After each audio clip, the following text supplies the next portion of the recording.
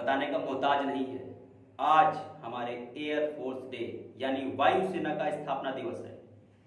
दोस्तों, ड्रेस देखकर आपको समझ में आ ही गया होगा कि आज कुछ खास है। आर्मी की ड्रेस, क्योंकि देशभक्ति एक अपना अलग ही नशा है। हर कोई नशे में है, किसी को कुछ नशा है, किसी को कुछ नशा है। तो आज की सेशन की शुरुआत करते हैं हमारे इंडियन एयरफोर्स डे से। आज 8 अक्टूबर, जैसा कि आप सभी जानते हैं, भारतीय वायुसेना का स्थापना दिवस है। देखते हैं आज के बारे में। 8 अक्टूबर की अगर बात करते हैं तो 8 अक्टूबर 1932 को भारतीय वायुसेना का गठन किया गया। उस समय हमारा देश गुलाम था, हम अंग्रेजों के गुलाम थे। अंग्रेजों ने हमारे भारतीय वायुसेना का गठन तो किया, लेकिन उसे एक दल के रूप में रखा, उसे आजादी नहीं दी। लेकिन हमारी वायुसेना ने 1939 से 1945 इस द्वितीय विश्व युद्ध के दौरान जो पराक्रम, जो शौर्य दिखाया, उसके कारण अंग्रेजों ने हमें एक टाइटल दिया। टाइटल क्या दिया? उस टाइटल का नाम रखा गया रॉयल। ये एक टाइटल मिला हमको, रॉयल इंडियन एयरफोर्स। ये नाम हमें दिया गया, इंडियन एयरफोर्स। ठीक है। आजादी के बाद भी ये नाम रहा।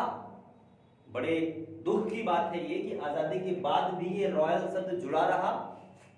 जब हम गणतंत्र हुए 1950 में, तब इस रॉयल शब्द को हटा दिया गया और हमारी भारतीय वायुसेना यानी कि इंडियन एयरफोर्स अस्तित्व में आ गई।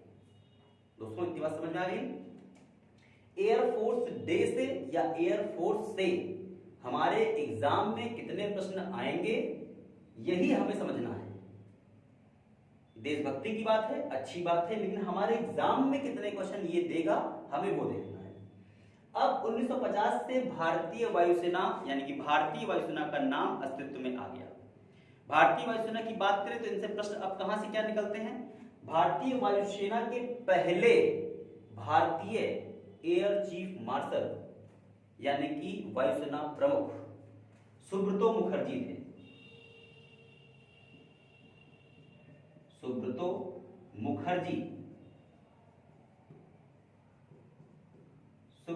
मुखर्जी थे। ये नाम ध्यान रखिएगा, ये 1954 के आसपास बने थे। पहले भारतीय हैं, इसलिए इतिहास के पन्नों में इन्हें हमें याद रखना है। इसके पहले सब अंग्रेज हुआ करते थे, जैसा कि आप सभी जानते हैं। तो अंग्रेजों के नाम हमें याद नहीं रखने हैं, हमें अपने भारतीय वायुसेना प्रमुख के नाम याद रखने हैं। पहले थे ये। अब यहां से प्रश्न आता है कि हमारी वायुसेना का लोगो क्या है? वायुसेना का लोगो, वायुसेना का ध्येय वाक्य। तो वायुसेना का जो लोगो है, आपने देखा होगा, ऊपर अशोक स्तंभ बना हुआ है, एक वृत्त है और वृत्त में सुनहरे रंग का बाज यानी कि गोल्डन ईगल, सुनहरे रंग का बाज बना हुआ है और नीचे लिखा हुआ है नभ स्पर्श दीप्तम। नभ स्पर्श दीप्तम, ये लिखा हुआ है नभ स्पर्श दीप्तम। ये हमारी वायुसेना का ध्येय वाक्य है। इसके ऊपर मैं एक टॉपिक बनाऊंगा। बहुत सी संस्थाएं ऐसी हैं जिनका ध्येय वाक्य पूछा जाता है। ये हमारी वायुसेना का ध्येय वाक्य है, तो हमारी नौसेना का ध्येय वाक्य क्या है? हमारी थल सेना का ध्येय वाक्य क्या है? आकाशवाणी का ध्येय वाक्य क्या है? सर्वोच्च न्यायालय का ध्येय वाक्य क्या है? लोकसभा का ध्येय वाक्य क्या है? ये सारी चीजों को हमें जानना होगा। मैं आज बात कर रहा हूं वायुसेना की, तो वायुसेना पर ही मैं रुक जाता हूं, बाकी उसके लिए मैं आपको टॉपिक बनाता रहूंगा। अब देखते हैं इसमें और क्या खास निकल सकता है। इसमें एक और खास है, इसका अर्थ पूछा जाता है। नभ स्पर्श दीप्तम का अर्थ पूछा जाता है कि बताएं इसका अर्थ क्या है। तो नभ मतलब आकाश को स्पर्श करने वाला दीप्तम, आकाश को स्पर्श करने वाला दीपमान, दीपमय, ये हमारे इस ध्येय वाक्य का अर्थ है। आगे बढ़ते हैं। एक और हमारी वायुसेना का अच्छा सा प्रश्न निकल कर आता है। वायुसेना का एक प्रश्न है, Arjun Singh. Arjun Singh air chief marshal पहले सिख हैं जो हमारे देश की वायुसेना के पहले सिख एयर चीफ मार्शल बने, उनका नाम हमें याद रखना है। अब लेटेस्ट में आते हैं जो हमारे पास करंट में हमारे वायुसेना प्रमुख हैं, जिनका नाम अगर आप कहें तो आपको पता ही होगा इनका नाम क्या है, जिन्होंने अभी बीएस धनोआ को हटा करके पद ग्रहण संभाला है। ठीक है, इनका नाम आपको पता है ना कि बताना पड़ेगा? चलिए कमेंट करिए फटाफट, इनका नाम कमेंट करिए। अब दूसरी बात एक देख लेते हैं कि एक प्रश्न ये भी आता है कि हमारे वायुसेना प्रमुख कौन है ये। ठीक है, अरे भदौरिया जी भैया, ठीक है, बी के सिंह भदौरिया। ठीक है, ये ध्यान रखिएगा। तो ये हमारे 26वें, ध्यान रखिएगा, बी के सिंह भदौरिया 26वें वायुसेना प्रमुख हैं। ठीक, अब आगे बढ़ते हैं, इसमें और क्या खास कर सकते हैं। ठीक है, अब अगर हम बात करते हैं तो वायुसेना में इसके मुख्यालय की बात करते हैं, इसके कमान की बात करते हैं। तो वायुसेना की कुल 5 कमान हैं, 5 कमान। ये 5 कमान क्या क्या होते हैं भाई, इनके से कहते हैं सेंटर पॉइंट, एक वो होता है। तो बस इतना दिमाग में रखिएगा, 5 कमान याद करने के लिए बहुत दिमाग लगाने की जरूरत नहीं है आपको। आप सिर्फ इतना करिएगा कि 5 कमान याद कैसे हो उनको, तो आप उत्तर की ओर मत जाइएगा, उत्तर में हमारा कोई कमान नहीं है। ठीक है, पूर्वी कमान, पश्चिमी कमान और एक है केंद्रीय कमान, एक है दक्षिणी कमान। 4 कमान हो गए, और एक दक्षिण पश्चिमी कमान। बस, पूर्वी हो गया, पश्चिमी हो गया, दक्षिण पश्चिमी हो गया, केंद्रीय कमान हो गया, और आपका क्या है, एक उत्तर में जाना है। उत्तर मैंने कहा ना, देखो यहां समझ लो पहले, ये आपको समझ लो, ये हमने डायग्राम बना दिया।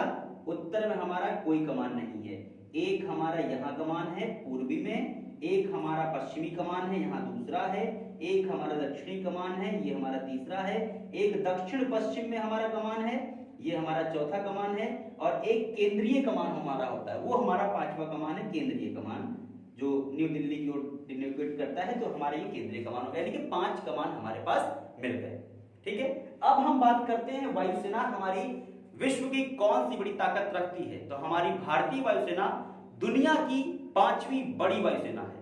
सॉरी, गलती से मैंने बोल दिया, ये 4थी बड़ी सेना है, अपडेट कर लीजिएगा ये आंकड़ा, क्योंकि हमारी जो भारतीय वायुसेना है वो 4थे नंबर पर है।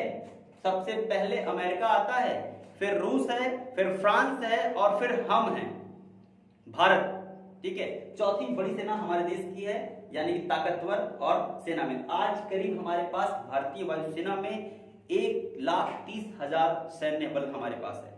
हमारी वायुसेना के सबसे जो देसी स्वदेशी जिन्हें कहते हैं, अगर उनकी विमानों की बात कर ले हम, तो सबसे पहले आता है चीता, चेतक, जगुआर, रुद्र। ये हमारे भारतीय निर्मित हल्के लड़ाकू विमान हैं।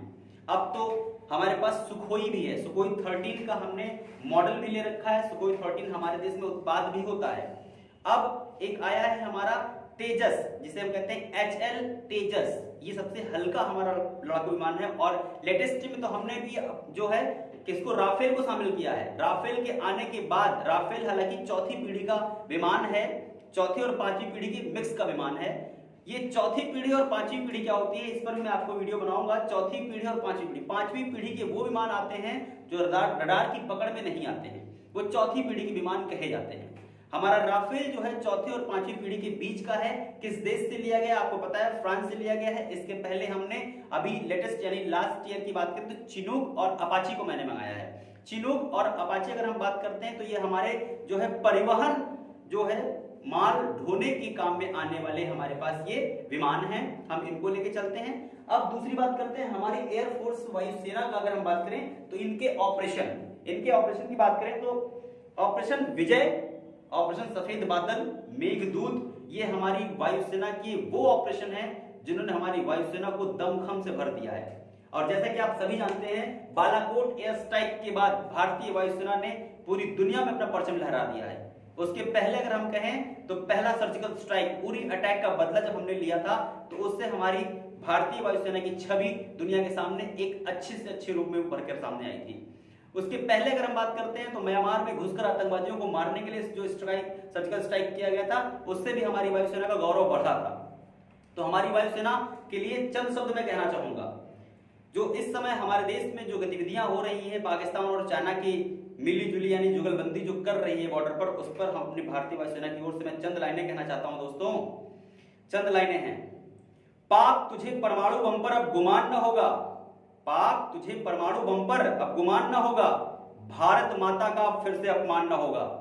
अब की बार जो युद्ध हुआ तो भारतवासी परेशान न होगा, हिंदुस्तान तो होगा लेकिन पाकिस्तान नहीं होगा, ये जान लेना।